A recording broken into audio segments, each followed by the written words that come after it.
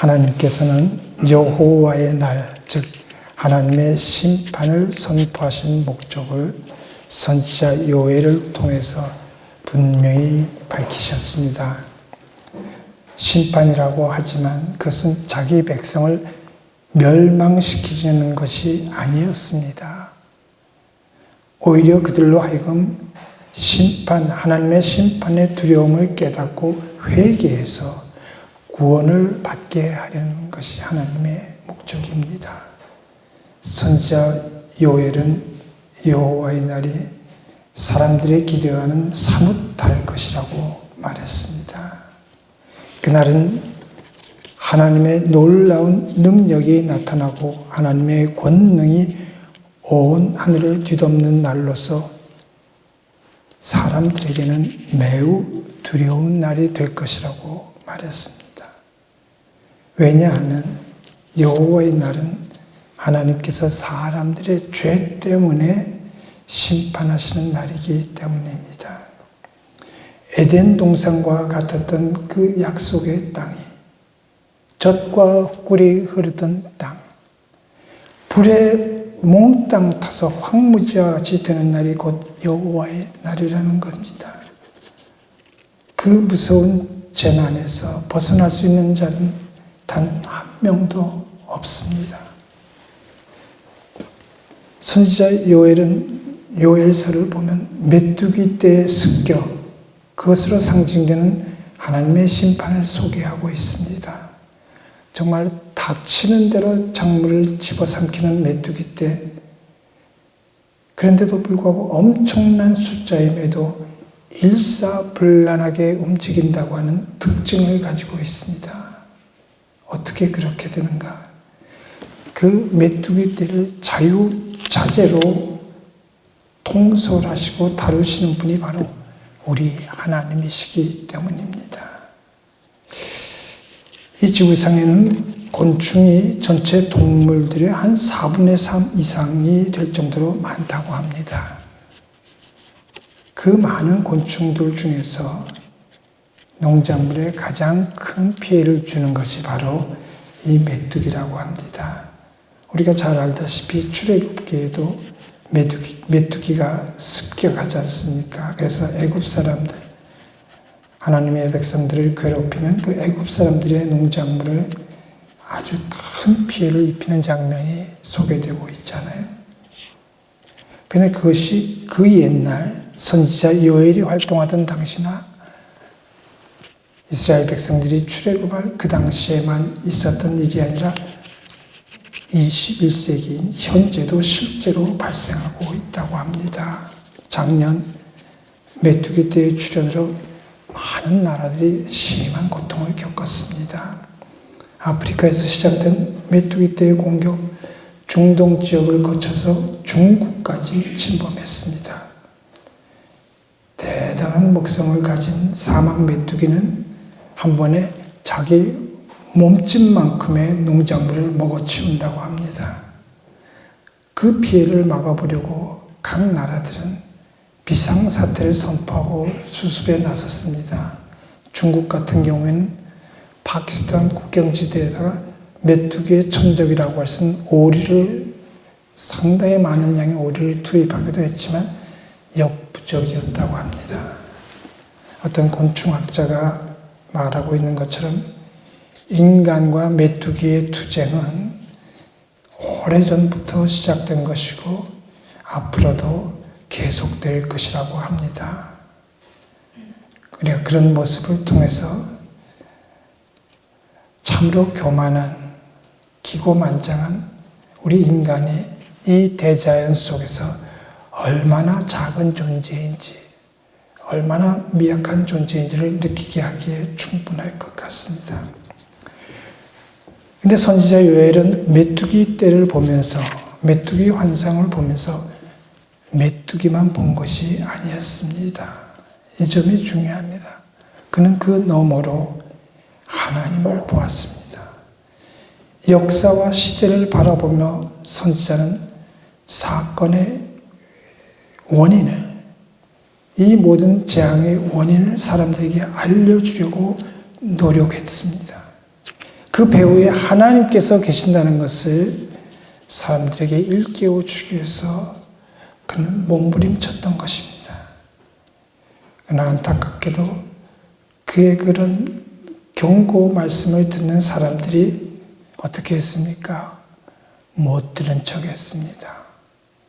지금도 많은 사람들이 우리가 피를 토하는 심정으로 외쳐대는 이런 얘기들을 애써 못 들은 척하고 외면하고 있습니다. 세상 사람들이 외면하는 건 그럴 수도 있다고, 우리가 게으르고 열심히 일하지 않았기 때문에 그들이 그럴 수 있다고 우리가 얘기하지만, 교회를 다닌다고 하는 사람들, 예수 믿는다고 하는 사람들이 전혀 듣지 않습니다. 오늘 우리가 우리 주위의 현상들을 볼 때 현상 그 자체를 넘어설 수 있어야 합니다. 그 너머에 무엇이 있고 누가 계신가 하는 걸 보는 눈이 우리에게 필요하다 이 말입니다. 그래야 현실에 매이지 않고 미래로, 하나님이 약속하신 그 미래로 우리가 나갈 수 있습니다. 나타나는 현상만을 우리가 보고 전전긍긍할 것 같으면 그냥 거기에 대처하는 것에 급급한 그런 모습에 불과하기 때문에 하는 말입니다. 우리가 의사 선생님들 계시지만 대증요법이라는 말이 있죠. 대증요법. 질병의 원인을 제대로 잘 모를 때 겉으로 나타난 증상만을 놓고 대처하는 것을 그렇게 표현합니다. 배가 아프면 경우에 따라 다르겠지만 우리가 일단 생각나는 게 소화제를 먹는 게 아마 급한 일일 것 같습니다. 근데 우리가 그런 사실을 잘 모를 때 어떻게 했어요? 소다를 숟가락으로 퍼먹던 시절이 있었습니다. 우리 어렸을 때. 코로나19 대유행으로 인해서 전 세계가 심한 고통을 겪으면서 뭘 어떻게 했습니까? 사회적 거리 두기를 실천했습니다. 마스크를 착용하게 되고 손 씻기 등이 아주 생활화되었습니다. 그러나 우리가 분명한 것은 그런 조치만으로는, 대증요법만으로는 병의 근본 원인을 우리가 파악할 수 없습니다. 따라서 미연에 방지할 수도 없습니다. 어떤 분이 SNS에 이런 글을 올렸습니다. 우리가 걸어온 길 절벽이었다. 그러나 뒤돌아보니 절경이더라. 험한 산 올라갈 때 너무 힘들어서 중간에 포기하고 싶었지만 그 모든 어려움을 다 이겨내자 절벽은 더 이상 그에게 절벽이 아니고 절경이 되었다는 얘기입니다. 저도 어저께 상당히 힘든 산행을 했습니다. 속이려고 속인 건 아닌데 청계산을 간다고 했다가 관악산으로 방향을 트는 바람에 미리 준비해도 별 수 없었겠습니다만 바위를 기어서 타고 오르고 내리고 하느라고 무지하게 고생을 했습니다. 그렇지만 그렇게 고생하고 나니까 얼마나 또 기분이 흡족한지 모릅니다. 그 높은 산에서 주위를 둘러볼 때 정말로 하나님이 만드신 자연의 아름다움을 만끽할 수 있었고요. 개인적으로는 저는 사실 그동안 산행을 안 해서 그런지 몰라도 허리가 조금씩 아파오고 있었습니다. 억지로라도 그렇게 하니까 저는 이 척추를 감싸고 있는 코어 근육이 강화됐습니다. 당장에 전 나타납니다. 어저께 산행했는데 오늘 허리가 산뜻해졌습니다. 저는 이렇게 한번 산뜻해지면 짧게는 2, 3년, 길게는 5, 6년 동안 별로 조치를 안 해도 될 정도로 그렇습니다. 참 하나님이 저를 사용하시려고, 조금 더 사용하시려고 별난 치료법으로 저를 고쳐주시는 것 같아요. 하여간 뒤돌아보니 절경이다라는 그 글에 이렇게 답한 글이 있었습니다. 내려올 때 보았네, 올라갈 때 보지 못한 곳. 생각해보지 못한 곳. 그것이 바로 우리 인생이죠. 고통이 있을지라도 그 너머에서 모든 것을 다스리고 계시는 하나님의 손길이 있다는 그 사실을 적어도 우리는 기억해야 합니다. 다른 사람들은 몰라요. 우리는 기억해요. 자, 이렇게 얘기하다 보니까 하나님께서 이 모든 일, 심판의 원인이 되시는가? 이런 질문이 저절로 생깁니다. 메뚜기 떼가 들판을 휩쓸면서 우리의 삶을 파괴하는 것이 하나님 때문이라는 말인가? 그렇지 않죠. 그건 아닙니다. 하나님께서도 우리가 겪는 재난을 보시며 마음 아파하신다는 사실. 바벨론 그 무서운 인간들의 침공에 따른 수많은 하나님의 백성들의 죽음, 결코 하나님 때문이 아니었습니다. 하나님께서는 죽이는 것을 궁극적인 목적으로 하지 않으십니다. 하나님께서는 생명을 주시는 분이지 파괴하시는 분이 아니시라는 사실을 우리가 잊지 말아야 됩니다. 자, 그렇다면 모든 참극의 근본 원인은 무엇입니까? 답은 아주 간단합니다. 우리가 외면하고 싶은 것, 죄입니다. 우리의 죄, 나의 죄가 원인입니다. 그 당시로서는 이스라엘 하나님의 백성들이 무서운 심판을 자초했던 것입니다. 하나님께서는 그들이 행복하기를 원하시고 결코 그들의 삶이 파괴되는 걸 원치 않으셨습니다. 오히려 그런 상황이 벌어질 때 안타까워하셨습니다. 그들이 그렇기 때문에 빨리 회개하고 돌아오기를 원하십니다. 오늘 말씀에서도 하나님께서는 심판에 대해서만 말씀하시는 것이 아니잖아요. 심판을 얘기하시지만 그렇기 때문에 회개할 것을 촉구하고 계십니다. 재앙 가운데서 아픈 자녀들을 보시며 그 재앙을 일으킨 죄인들에 대해서 무한히 진노하시는 하나님을 볼 수 있었으면 좋겠어요. 우리가 차량을 운전하다 보면 가끔 뒷창에 내 탓이오, 내 탓이오 이런 스티커를 붙인 차들을 보게 됩니다. 참 좋은 구호라고 생각합니다. 짧은 말이지만 어찌 보면 우리가 취할 모든 어떤 행동의 원인이 되었으면 좋겠다 이런 생각을 합니다. 남의 탓할 것이 아니고 자신의 허물과 잘못을 돌아볼 수만 있다면 우리의 가정, 우리 사회, 국가, 또 우리 교회도 정말 아름답고 건강한 모습으로 변화될 수 있으리라고 생각합니다. 선지자 요엘은 메뚜기 재앙을 통해서 장차 하나님께서 심판하시는 날의 그 위험과 심각성을 경고하고 있습니다.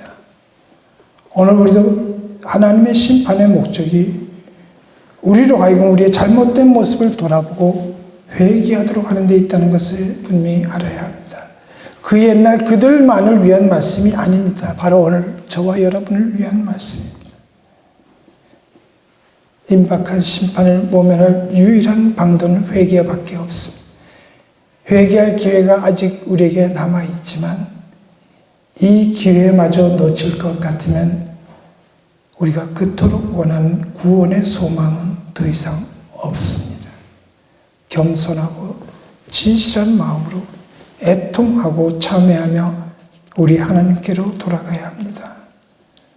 우리가 이런 엄청난 재앙들 앞에서 우리가 할 수 있는 것이 무엇입니까? 무엇을 할 수 있겠습니까? 그저 망연자신할 수밖에 없습니다. 선지자 요엘은 우리에게 말하고 있죠. 일어나라, 일어나라. 그냥 있지 말고 서둘러 해야 할 일이 있는데 그것이 바로 철저한 회개라는 겁니다. 많은 사람들이 어제도 그런 얘기를 나눴는데 재난의 현장에서 이런 어려운 일이 있으면 다른 사람에게 그 책임을 돌리고 싶어 합니다.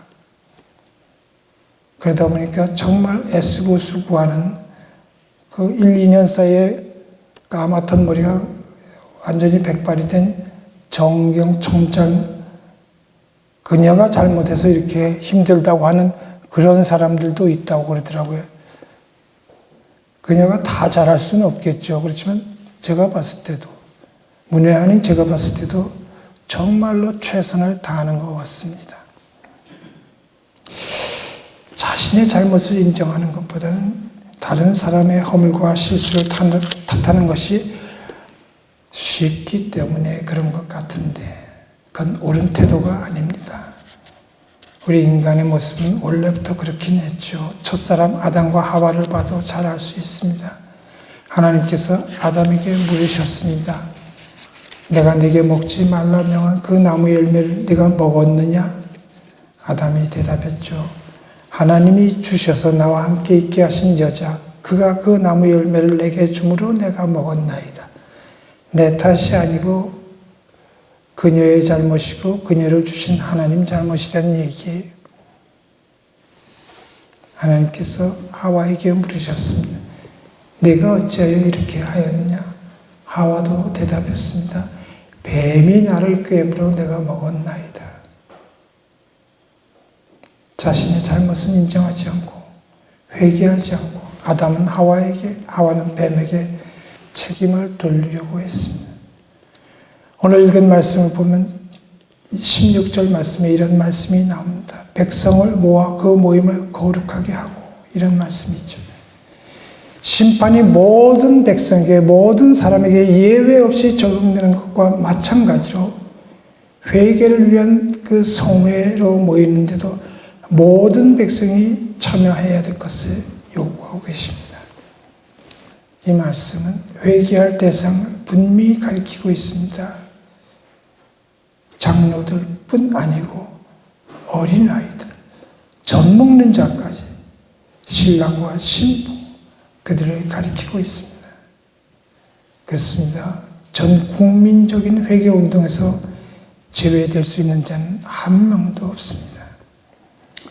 사람들은 가끔 나는 아니겠지, 나는 예외겠지 생각하죠.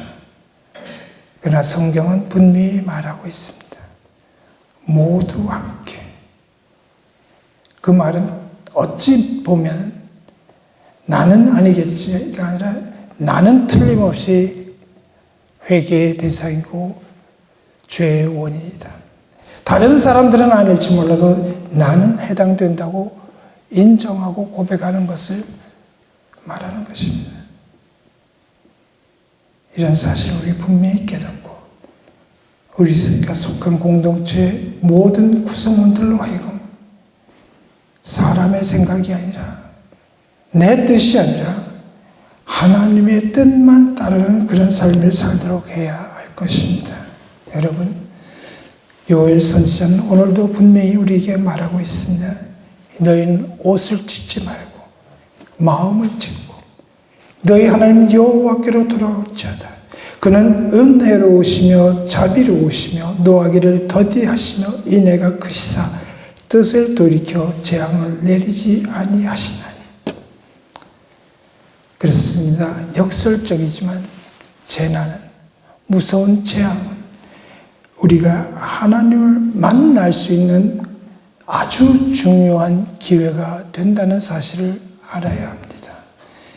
이 극심한 재난이 오히려 하나님과의 관계를 회복하는 은혜의 기회가 된다는 사실을 분명히 깨닫고 겸손히 모든 죄를 회개하고 주님께 돌아감으로 말미암아 영원한 생명의 나라의 그 복을 지금 여기서부터 받아들이는 참으로 충성스러운 주님의 제자들이 다 될 수 있기를 간절히 바랍니다.